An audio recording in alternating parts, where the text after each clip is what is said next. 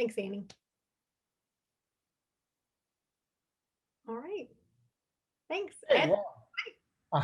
my name is Ed McGrady. I'm the chair of the RE committee.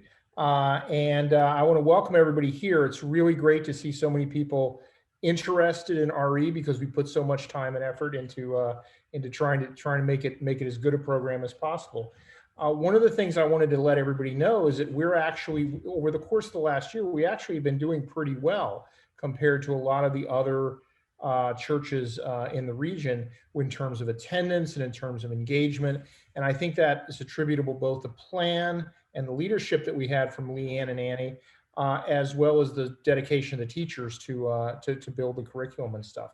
And one of the things that I think is really important is, in order to get the best plan possible going forward in the next year, is to have a diversity of inputs. And so it's really good to have everybody here so that we can start the process of you guys thinking about it a little bit and helping us figure out what to do, because we may not have thought of everything. And so that's one of the reasons that we're here, is to sort of hear what you think. So with that, I'm going to turn it over to Reverend Poppei to talk a little bit, and then we'll be back. Thanks so much, Ed. And I absolutely echo that. I actually have to be a little thoughtful about how I talk about our program over the past year when I'm chatting with colleagues, because a lot of congregations have had essentially no engagement at all from families. And we are really so pleased that, thanks to amazing staff and volunteers, we've been able to offer some different ways to have engagement, and that that really so many folks did choose to do Zoom online RE classes, and that we were able to offer that. And so I feel just super lucky as a parent, as well as the senior minister coming in to a program like this. And I think it really shows the strength as we've gotten through this pandemic. So can't wait to see what comes next, even knowing that it's going to be during a time of more transition and change. And that is, I think, the watchword these days.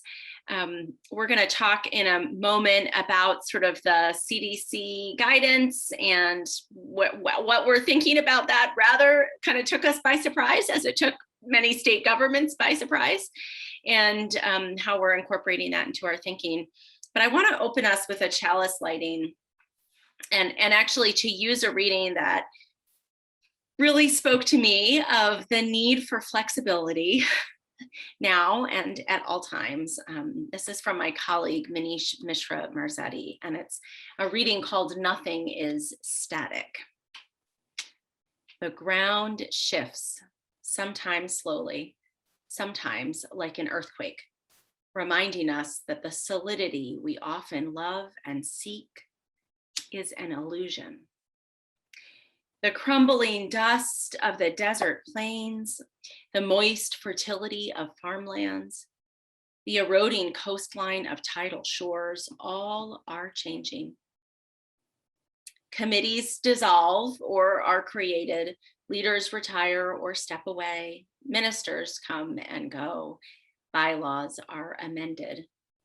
New experiences lead to new truths, which foster evolution, the natural course of life, always pushing us toward greater understandings of what it means to be human. Everything about our existence points toward change, flexibility, and dynamic recreation. And it's hard because change involves loss. Can we hold the losses well while not holding ourselves back? The ground shifts, sometimes slowly, sometimes like an earthquake. Nothing is static. So perhaps like me, you have felt that in this past year, both it seemed that time had stood still, and also that it was moving at rapid and strange paces, and that for sure nothing was static. that we were in a time of upheaval and transition, and it feels as though we're kind of back in that really in between space. So for me, I think when everything shut down, I kind of felt like, well, we're out of no choices, at least to make. You know, this is really hard, but there's no choices. And now we're back in a space of more choices. And in our case, as a congregation, choices to make together, and choices that really incorporate our values. So I want to talk a little bit about some of those values and how we're trying to center a values orientation as we look at the summer, and then also as we plan for the fall. And the first thing I do want to just name when we created the agenda for this town hall, it was before last Thursday's CDC new guidance. And so like everybody, we're incorporating and integrating that. The Campus Reopening Task Force is already emailing about it, and we'll talk about it more as we work on our writ large reopening plans for the congregation. And I would just say that we are applying to it our really core values of equity and inclusion. And so taking the CDC guidance and the science as we understand it best, and thank goodness there are people on that team with public health backgrounds, that's not mine, and then taking our values of equity and inclusion as a whole community. How do we understand that guidance within our needs and our values? So we're still figuring all of that out, but I want you to know that we're really led by those values as we consider it. And that includes, of course, the values that we have of care for our children. So perhaps like me, you are celebrating having a teenager who has gotten their first shot of the vaccine now. That was really big in my house this past week. And perhaps also like me, you are wondering, what about your children who are too young to get the vaccine now? And so I know many of us are kind of trying to balance all of these different possibilities. As we look at the summer in particular, and you're going to hear a little bit about the plan for summer programming, I do want to lift up some other values that we're really applying there. And one of those I will just totally own fully is for rest and rejuvenation for our staff and our volunteers. Some of you are among those volunteers, and you know that it's been both, I think, really rewarding to be able to offer RE over this past year, and tiring. And so we want to make sure that folks are able to take a breath, to rest, and to prepare for the fall. So we're really bringing that value in for this summer. We're also centering the value of relationship building. And that means both relationships between our children and our youth, relationships of our children and youth to the adults, the caring adults, the teachers, the staff at UUCA, and relationships even, especially for our littlest children, to the campus, to oh yeah, that building is where I go to church, right? So we're really centering the value of relationship this summer. And we are also holding the values that you may be applying in your own family life around relationship building with extended family that you have perhaps not seen, or dear friends you have not seen for a long time. So we expect that many of you are going to be making choices to connect. And actually, as one of the ministers of this congregation, I want to affirm that's a really good choice. We don't want you to prioritize over and above being with grandma if you haven't been able to see grandma in a year. And so we really honor those choices as well. So we're bringing some of those values in, and I want to give you an opportunity to add your values. What do you think we maybe should also be considering as we look both at this summer's programming and then at programming toward the fall? So thinking about values of equity and inclusion, of relationship building and reconnection, over the summer of rest and a breath, so that we can prepare and position ourselves for the fall. What else do you think we should be holding on to? Thanks so much, Annie. What core values and goals are you bringing to this experience? So we really just so much appreciate what you offer there. We heard some great ones at the town hall on Sunday, and hope that you might share some more with us. And to know that as we are figuring out the logistics and the specifics, that we're going to continue to be guided by those really core deep values, and sort of what are the main goals for the programming this year.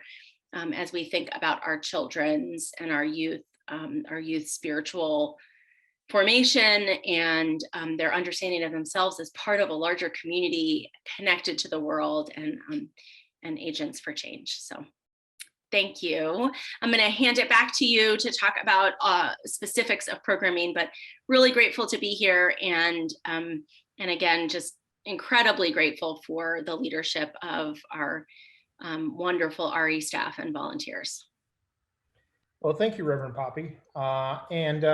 I just want to echo what Reverend Poppei said, is that there's a lot of variables here.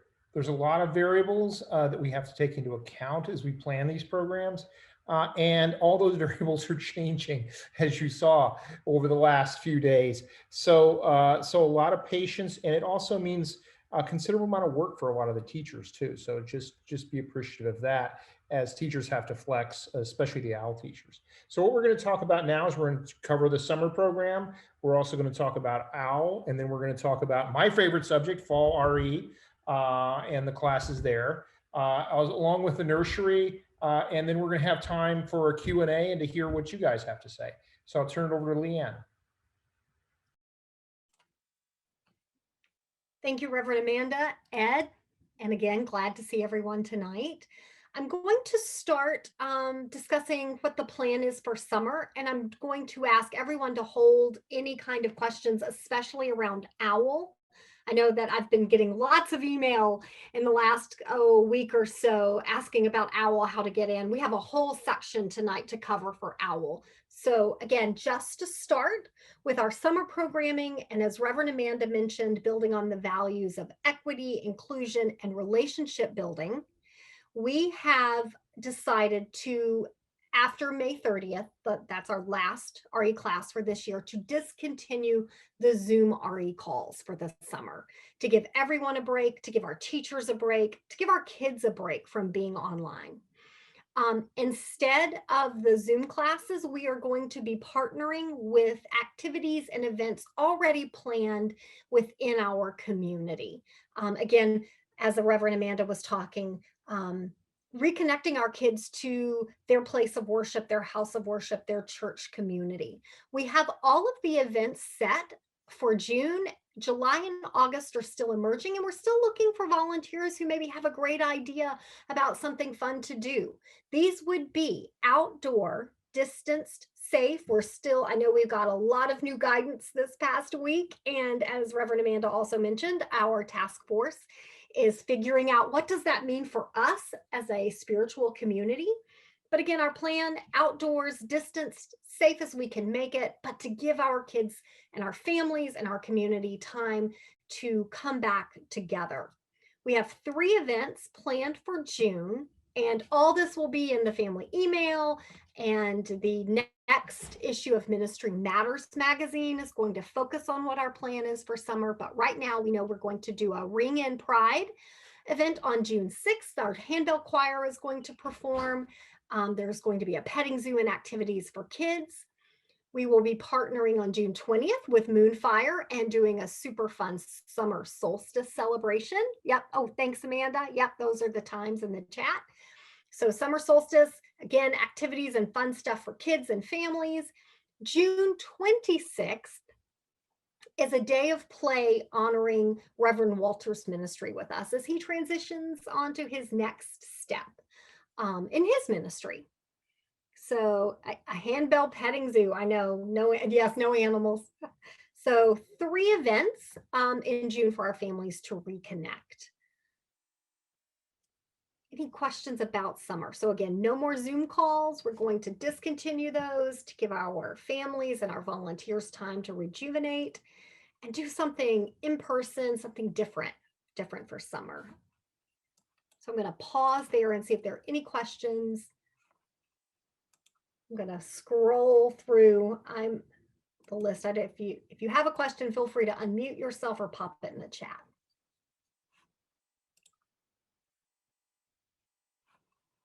All right, I am not seeing any questions about summer. Feel free to flag me if you have any questions. So LeeAnn, oh yes. LeeAnn, I just wanted there was a great question on Sunday that about worship like general worship. So I wanted to clarify that Sunday morning worship is staying online through the summer.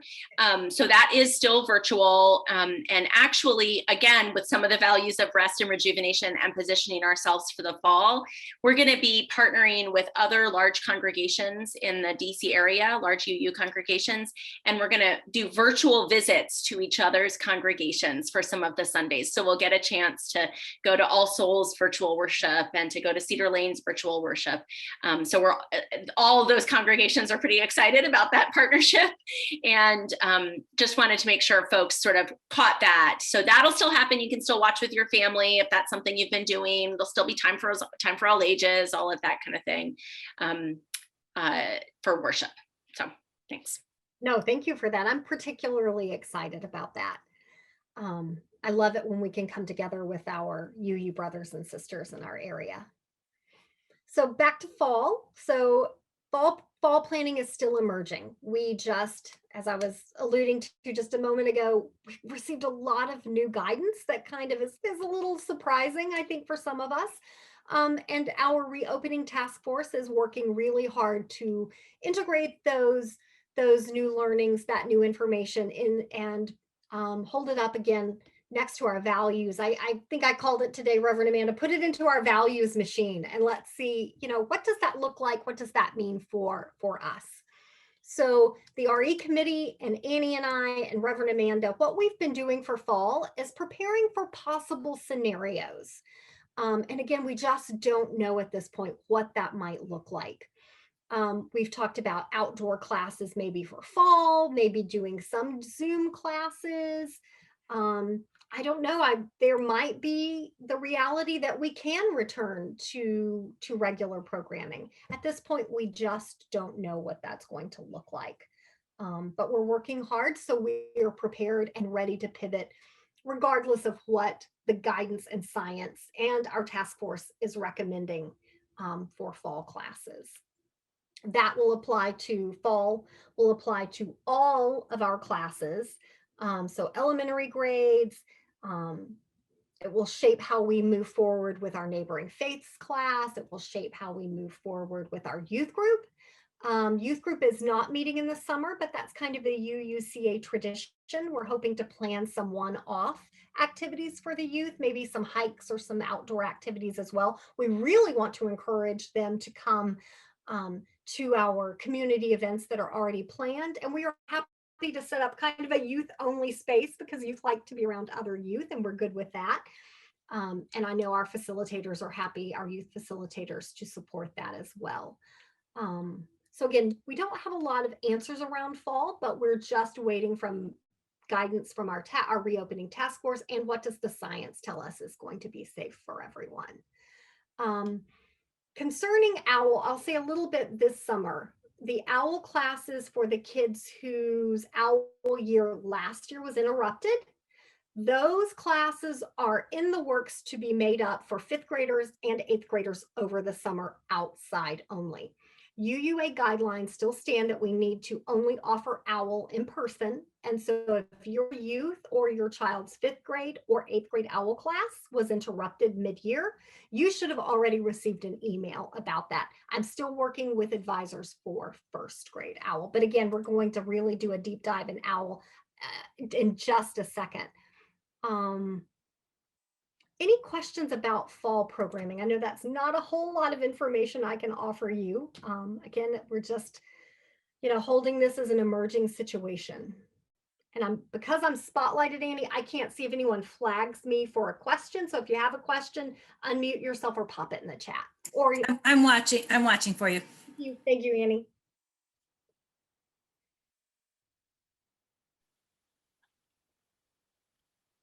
Hey, LeeAnn, it's Kristen.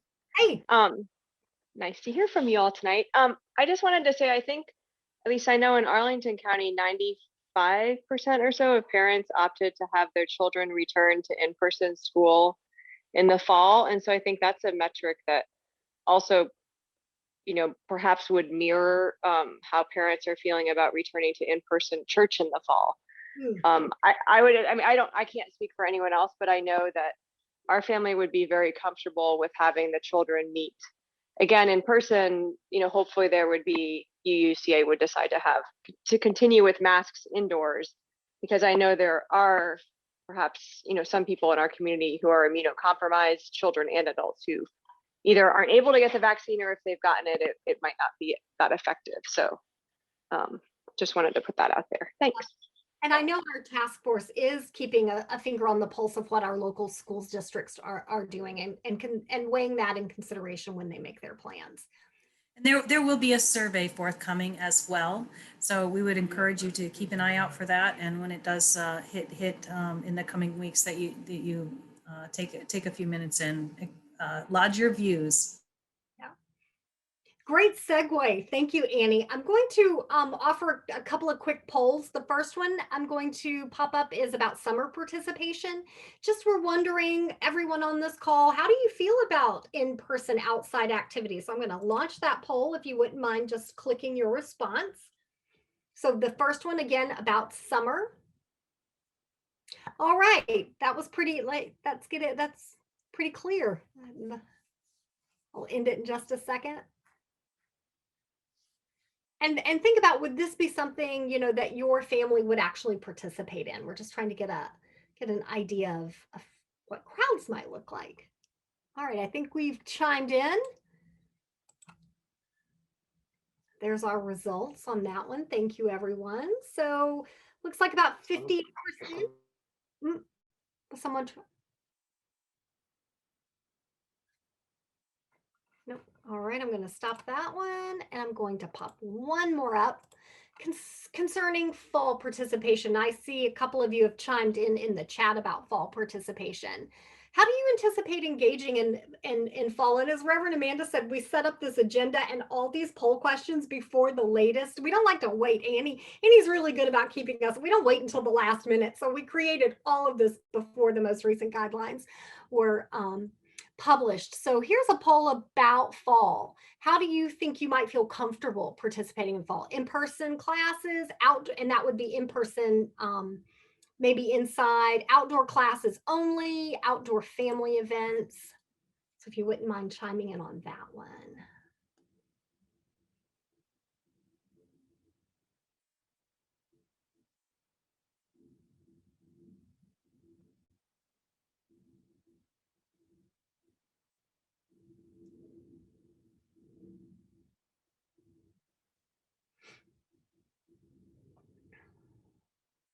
All right, another couple of seconds. I see almost everyone has responded.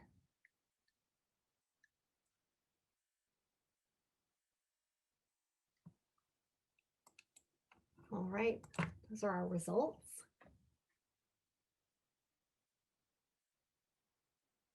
Yeah, I'm seeing some comments in the chat. Yep, it would be amazing in-person classes in the fall. I do want to offer the caveat, I've been polling our teachers during this time. And so far, just our past teachers, kind of our likely group of likely RE volunteers, we are not at this point, we do not have enough teachers to support us going back to full on inside classes. I don't know if that will change based on the new guidance, but I just want us to hold that a lot of what we can offer is going to be based on what does our volunteer base look like. I always say without our fabulous volunteers and our teachers and our facilitators, we don't have an RE program. They are the lifeblood and the heartbeat of the program. The space is also a factor. Not all of our classrooms may have the capacity at reduced, with social distancing at reduced capacity to hold classes. So we're trying to figure out what that would look like as well. Yep, exactly. And LeeAnn, I see some notes about outside, and I just want to really lift up Annie. Has been working very hard with Paul as well, thinking about outdoor classroom space, and you're going to hear about that in a minute as you think about OWL. But just wanting folks, we are like trying to amass all the resources we have. Do we have outdoor space we can use? Do we have indoor space if we can't all fit in there, but we feel comfortable being inside? What other indoor space can we wrangle? Can we do different timing?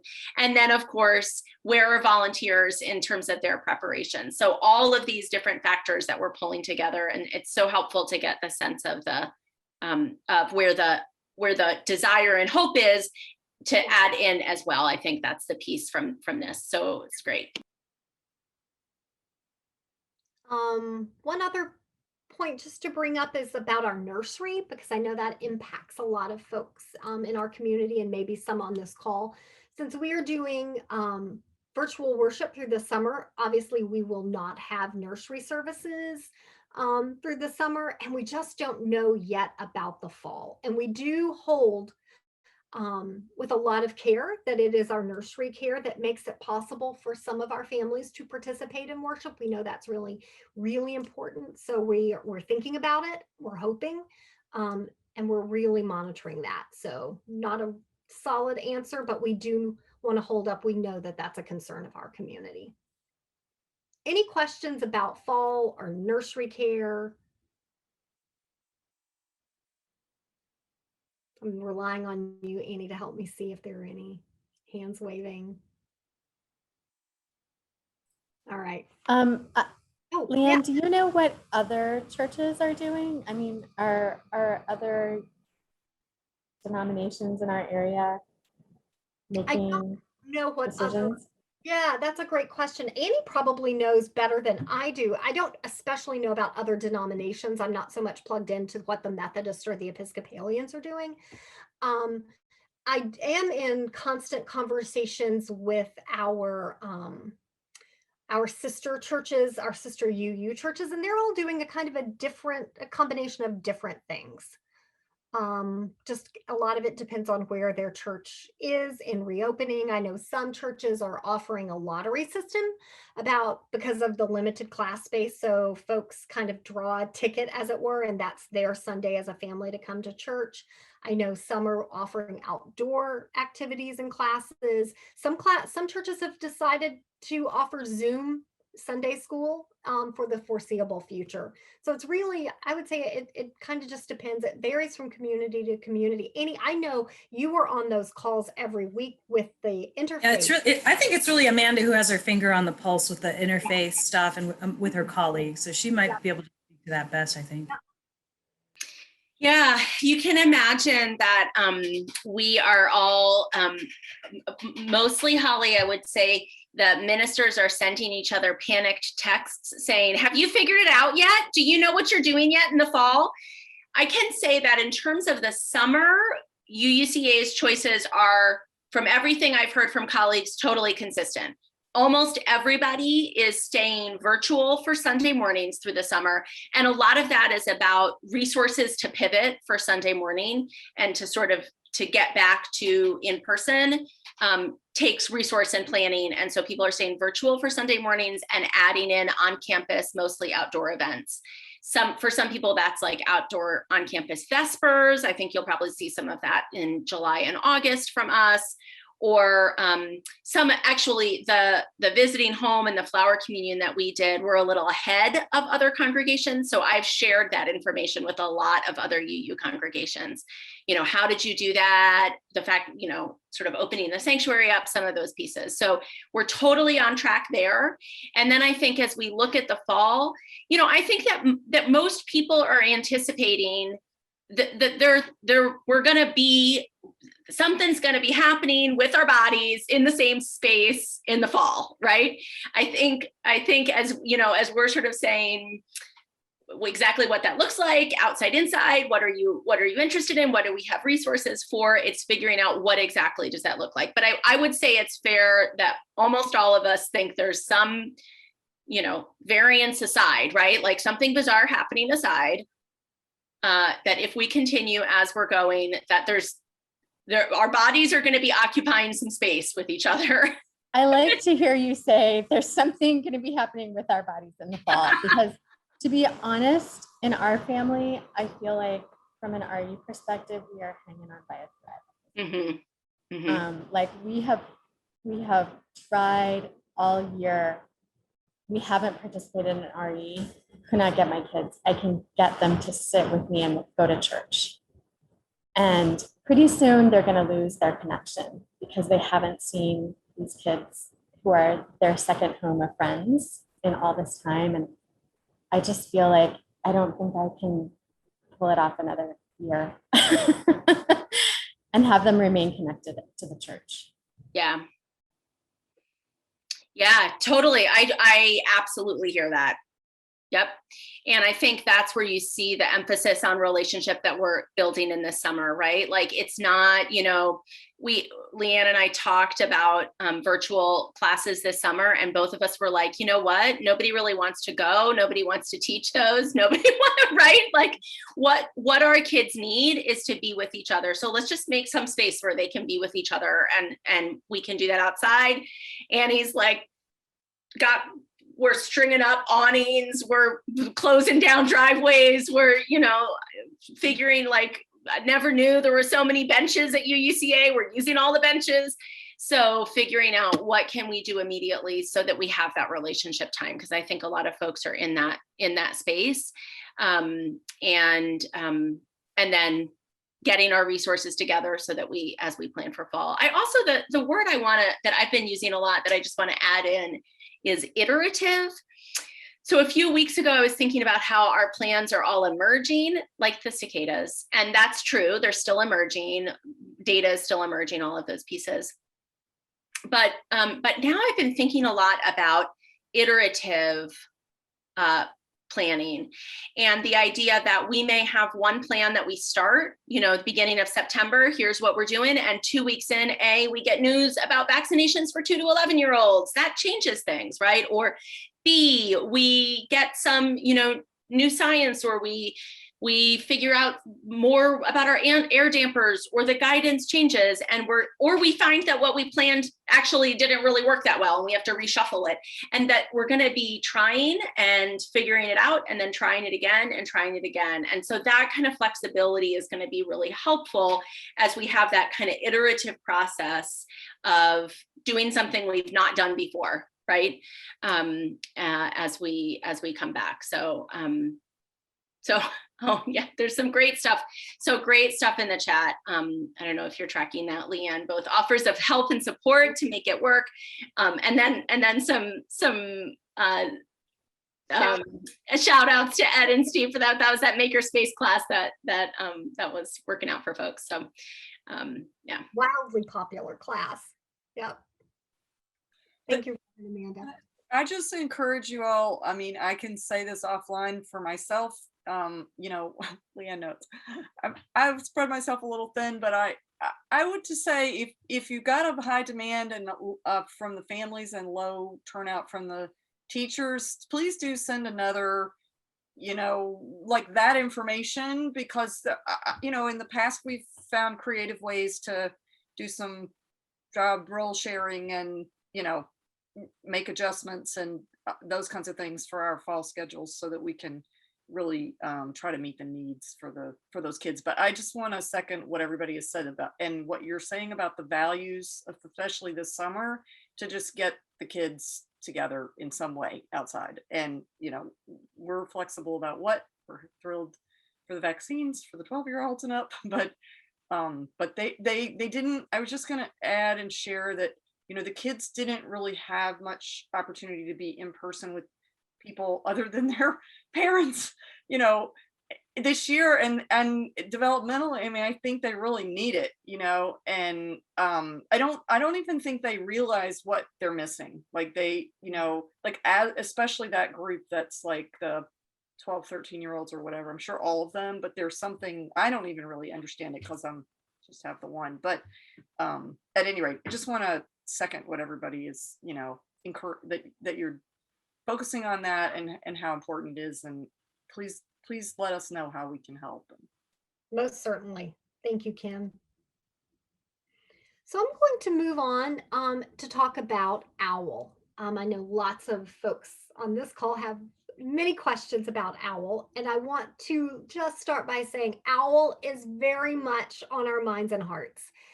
We spend a lot of time, Reverend Amanda and I spend a lot of time, Ed, Annie and I spend a lot of time, the OWL committee, and all of us spend a lot of time really talking about OWL, recognizing, we have lots of children and youth in our program have been impacted. Their OWL experience has been impacted through this pandemic.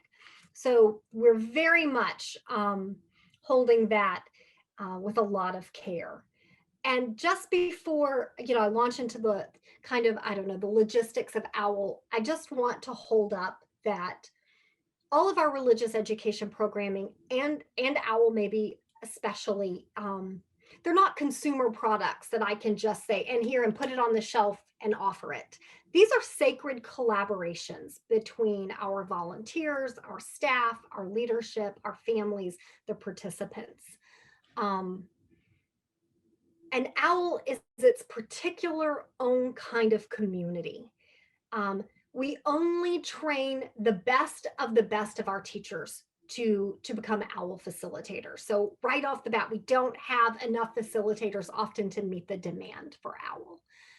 Not everyone who comes to me and says, I want to be an OWL facilitator, actually makes it through the vetting process, just for various reasons. Not everyone who makes it through our internal vetting process and goes for training actually becomes certified. So it's a really small, dedicated, committed, highly skilled group of people. And again, limited number of folks who we entrust this part of their spiritual development. Very limited number of folks. I want to say we have right now very high demand around our OWL programs because we have 3 cohort generations impacted by the pandemic. We have, actually, Annie, after that conversation we kind of had after the meeting where one of our families said, I'm having a really hard time understanding where my own child fits in the OWL need. Let's see if I can find, I created, let me pull it up, a little chart for us to look at. So it might help you figure out, where is my youth, my child, in on the OWL programming. So here are 3 generations impacted by COVID-19 shutdown for OWL. We have our blue group, and notice I did this for 8th graders, but if you substitute 5th graders, it's going to work. It will almost work for all 1st graders as well. But let's talk about 8th graders. So we have our blue group. That is the group, our last year kids, 2019, 2020 kids, whose OWL year was interrupted. They started and they were moving right along. And then March, we shut down and we had to cancel OWL classes based on UUA guidelines that said we were not to teach OWL in the virtual environment for really great reasons that we supported. That's our blue group. That's the group that if you had a youth in that group, you have already received an email about make up OWL classes for 5th graders and 8th graders. 1st graders, I'm still working with our facilitators. So blue group, you're taken care of. Those are the 8th graders who are actually now rising 10th graders. Then we have our orange group. This group were the kids, again, we're just talking right now specific to 8th graders, but substitute 5th graders or 1st graders. These are the 8th graders who didn't get OWL at all this year. This was their target year. And they were supposed to have OWL and we were unable to offer it all year long. So that group is now rising 9th graders. They didn't get any OWL. No 5th graders, no 8th graders. Our green group, these are the 2021, 22 8th graders. So they're the kids who are actually still on target to take OWL in the fall. They're supposed to start in the fall. So those are our groups. We have a blue group, an orange group, and a green group. So I hope that helps you. Maybe, I know some of our families actually have kids in different colored groups. I've been working with our OWL facilitator. I'm going to stop sharing that for now. And they are very much committed to offering OWL. What we don't know is what will those OWL classes look like. So, oops, lost my agenda. There we go. So what we're asking from our families to hold is that, yes, we want you to know OWL is a priority. We're committed to offering OWL. We can't guarantee what that's going to look like or when it's going to be offered.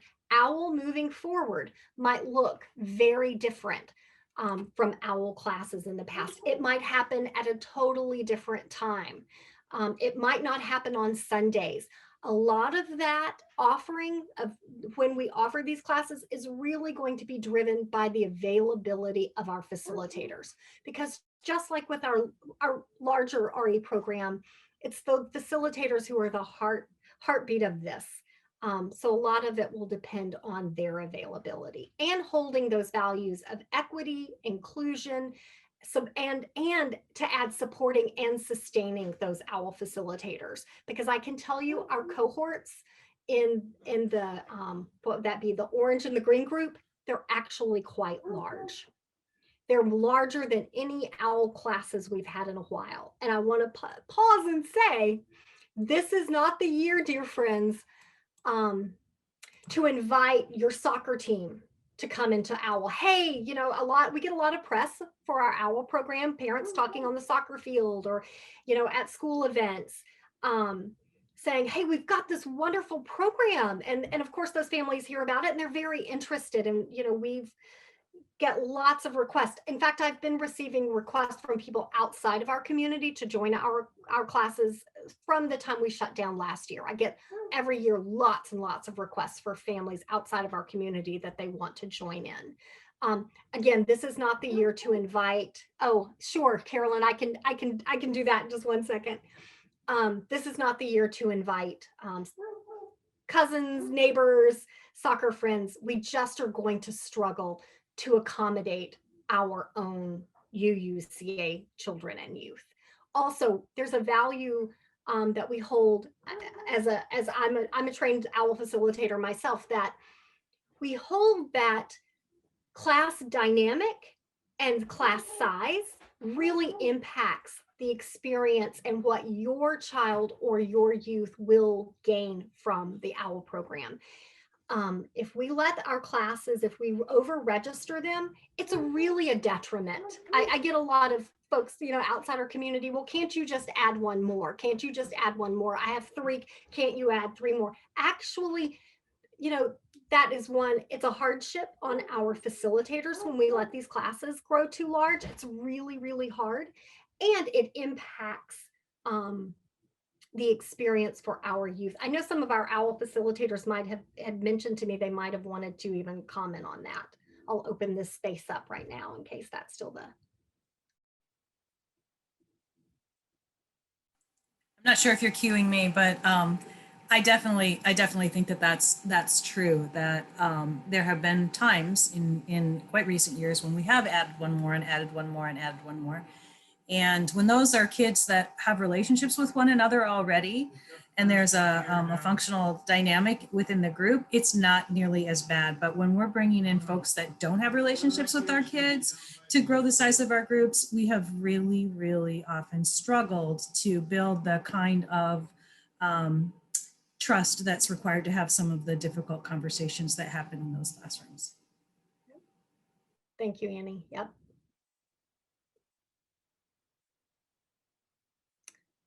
Any questions about OWL? So just, we're going to ask our families this year, we're asking for patience and flexibility around what OWL looks like when we offer it. Again, because it's fall, we don't know what that might look like. Carolyn, I'm going to go ahead and reshare that chart.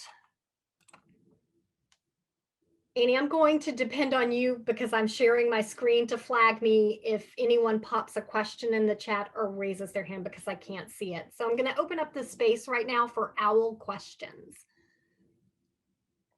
for any level, 1st, 5th, or 8th grade. And you can just unmute and pop in if you have a question, or you can put it in the chat and we'll read it out for you.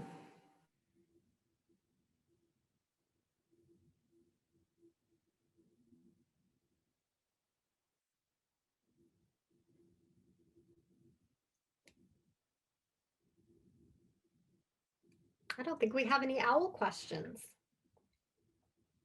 Oh, I see the chat flashing, Annie, but again, I'm sharing screen, so could So you the tell me? question is about how many owl leaders we have currently.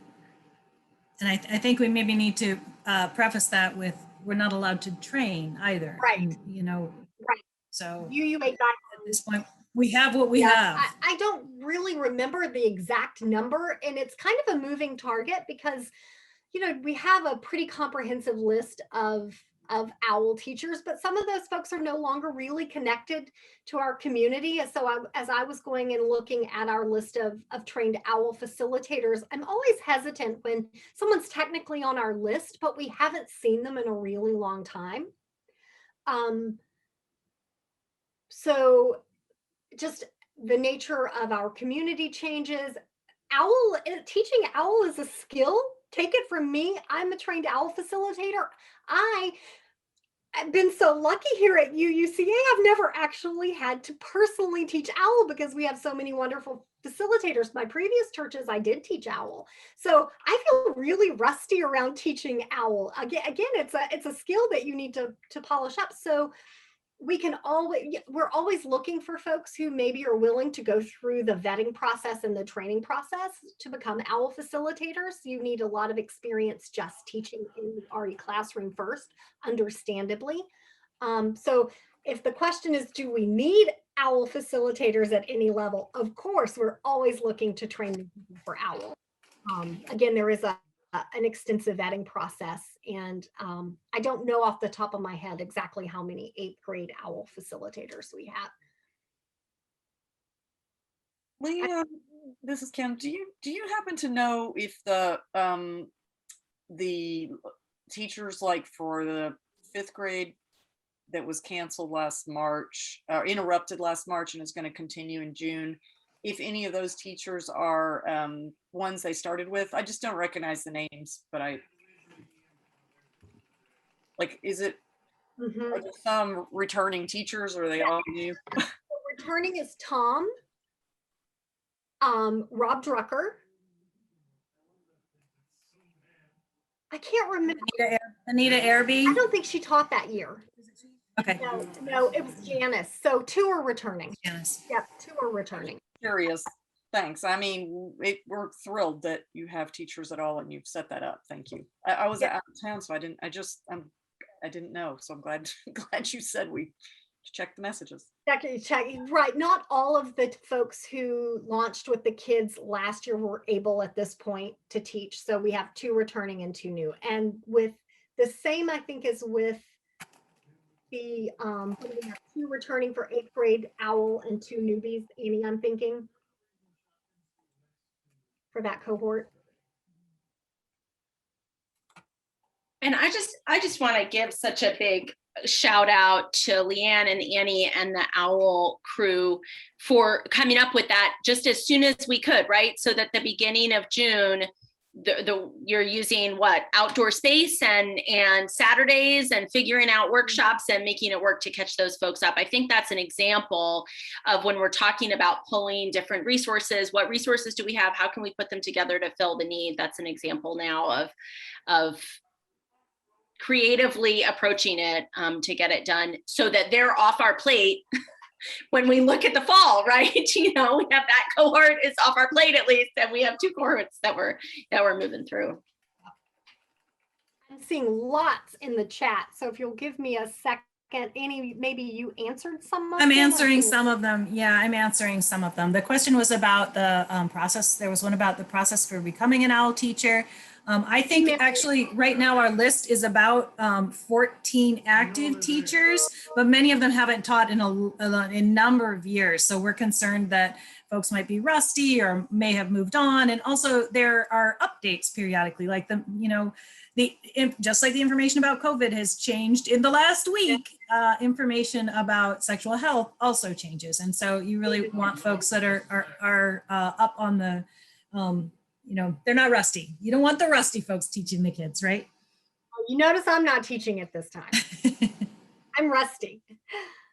So the question was about not training in person, and that the UUA is currently not scheduling trainings for for any facilitators. And then usually LeeAnn usually wants folks to have a track record of having taught other RE courses before being considered for an OWL gig, because it's really resource heavy. It costs us a lot of money.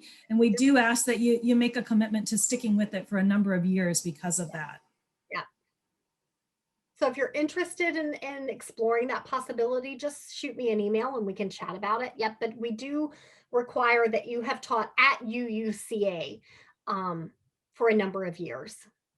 I sometimes hate to be a stickler about that, but you know, I'm looking at you, Reverend Amanda, and previously I've met wonderful people who have a real capacity for, you know, sexuality education, and they go through the training and they find out they don't really, their calling is not to necessarily teach it to youth.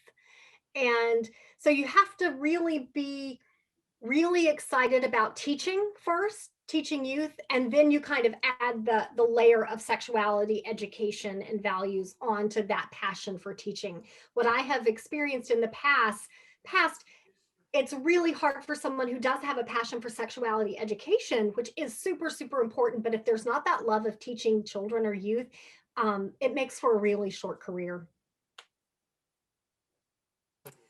That's great. You have a couple things in the chat here. Steve is struggling to get a reluctant fifth grader to engage with a schedule and wondering how tight the spots, how quickly they're going to have to jump on the wagon. And then Chad will take whatever we can do, Well, and Amy, we'll help, which we love. Yes, I think, thank you, Steve. Amy, I think this is a perfect time to unveil our new form. All right, let me pop in the chat. Amy is going to pop in our chat right now, kind of an interest need gauge for what our OWL needs are. So if you have a youth that fell in the orange group and the green group, remember the top group, we're good, we've got them covered. But if you had a youth whose OWL experience never started due to COVID, if you wouldn't mind taking a moment and completing that poll, that form that Annie just popped in the chat, that will give us an idea of size, which will determine registration and how many spots. You know, we might learn, I hate to throw this out there, but I don't want to cause anxiety in the system, but it might take us a little longer to make up 2 generations of OWL kids than what we initially anticipated. But that's really important information for us. So we really appreciate you completing that. The flexibility piece, I think, can't be understated. And when we're running up against, you know, if we hit big classes, limited space, and a need for RE for the lower grades during that time, so parents can actually go to church, it may be that we have to move OWL or coming of age or youth group or other things off of that Sunday morning during church slot. We just may not be able to shoehorn everything that we want to shoehorn into our space. Yep.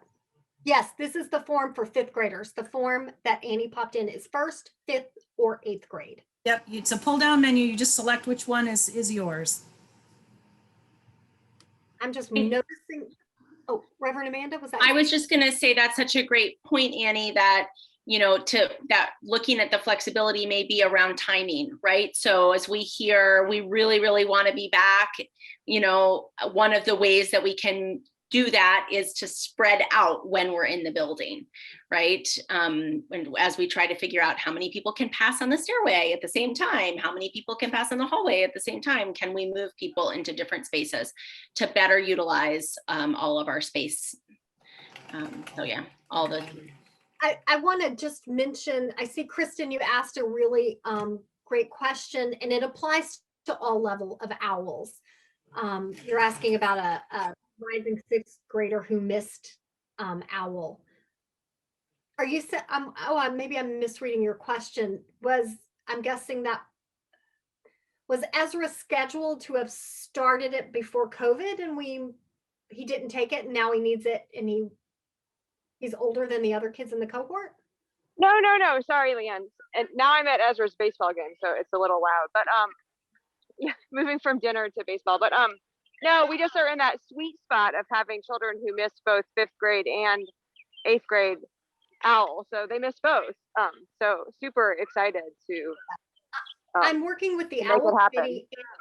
Yeah, our facilitators, they're committed to doing everything in their power to making sure we catch the kids up. But again, it's going to go back to that, the values of equity, inclusion, flexibility. We just don't know what that's going to look like. And again, it's really down to what is the load our facilitators can bear? How often can they teach these classes? How large feels right for them, how large of a class feels right for them without negatively impacting the group. These are all part of the conversation. And we will, of course, keep you apprised. This form, everyone completing this form, it will be also in the family email. So anyone, of course, not at this meeting, this is going to help us and provide us some information we need in order to answer some of those questions. The poll is only for which cohorts? This poll is Yeah. anyone, any family, any child, any youth who has missed first grade, fifth grade, or eighth grade OWL, either this current year that kids are just finishing up or looking ahead to next school year. If your kid's not due for OWL for 2 or 3 years, we don't really need that information. We're looking at, what was that, 2021, 21, 22. I'll say that again. 2021 school year, if you had a kid in any level of OWL that should have taken it this year that we're just closing, or looking ahead to 21, 22 school year, you have a first, fifth, or eighth grader in that year, that poll is for you. I'm seeing some more. All right, I'm going to, Annie, I'm going to move on. I'm going to close out OWL. If you have any more OWL questions, I'm happy to stay on and answer those. I just want to tie up some other business. I see we're at 8 o'clock. What we talked a little bit about what's happening for youth. So through the summer, youth group's going to take a break, but we really ask for your help as parents in encouraging our youth to go to these community events. We're happy to carve out a youth only space so they can spend time together, but we'd really love to see them reconnecting with our community. Coming of age program, Reverend Amanda and I have been doing some exciting pre-planning. I'm really excited about these ideas, Reverend Amanda. But we're looking at holding off on coming of age until spring. Just so one, we can kind of catch up with OWL. That will give us some capacity to concentrate on OWL.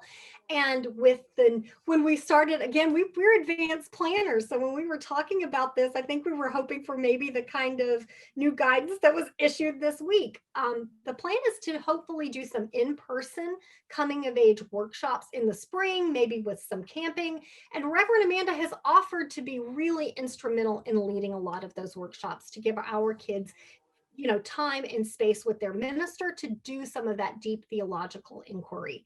So we're looking at it for spring. We have not quite figured out what to do about a Boston trip yet. There she is, hey Marcella. Not figured out about the kids who missed their Boston trip or the kids who are coming up through coming of age and hoping for a Boston trip. But we're trying to figure that out too. Annie, I'm going to turn it over to you to talk about the status of the playground. Sure. So the playground is now open on Saturdays from dawn to dusk for you to drop by with your family, arrange a play date, whatever you like to do. We do ask still that you wear a mask when you're on campus until we hear otherwise from the campus reopening task force. And we also would ask that when you show up, you make a circuit around the playground, just make sure there aren't any hazards. We found some weird things in there. We want to make sure it's safe for kids. And although Jose makes a walkthrough when he opens it in the morning, it's probably good to do so before you turn your littles loose. Perfect. Thank you, Annie. And let's see, I had one more poll just in planning for some of our activities. We were wondering about, what time and day works best for our community. So I'm going to, if you don't mind, just when we're planning some of our summer events, we partnered with community events already happening. So that kind of determined the times. But if you wouldn't mind letting us know what time of day, what day works best. Just popped that poll open if you see that. There we go.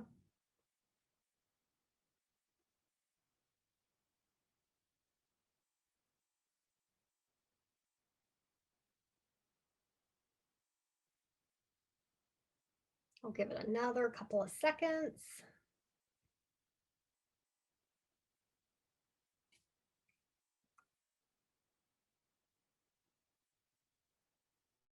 All right, so it's kind of looking like Sunday mornings work best. We know that that's kind of the time and space our families have carved out for church traditionally, so that's great information. Thank you. And then just one more as we close. You know, hopes, goals, values that you're holding around coming back together in fall. Are you looking and valuing for content like Makerspace or Neighboring Faiths or OWL? Are you really looking for more social relational connections that we've talked about that we're leaning into anyway? Wondering about connection to our community? Someone in a meeting said, well, what about fun? So we added fun. Maybe we're just looking for some fun after being locked down for a year and a half.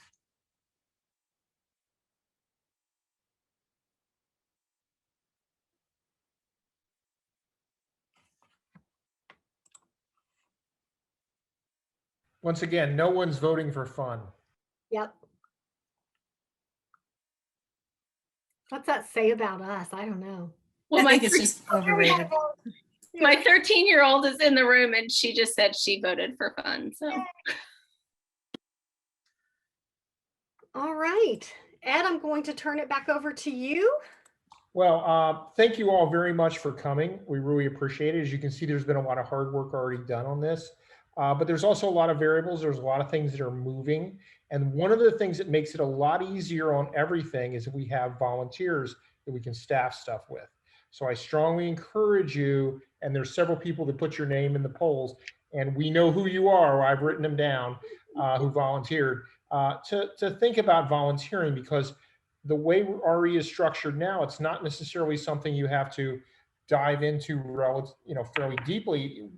There's a lot of options and a lot of roles for you that you can play, and so we've done a lot of changes, and it's much more accessible in terms of where you want to fit in and how you want to volunteer. So please think about volunteering and fitting in and helping us out.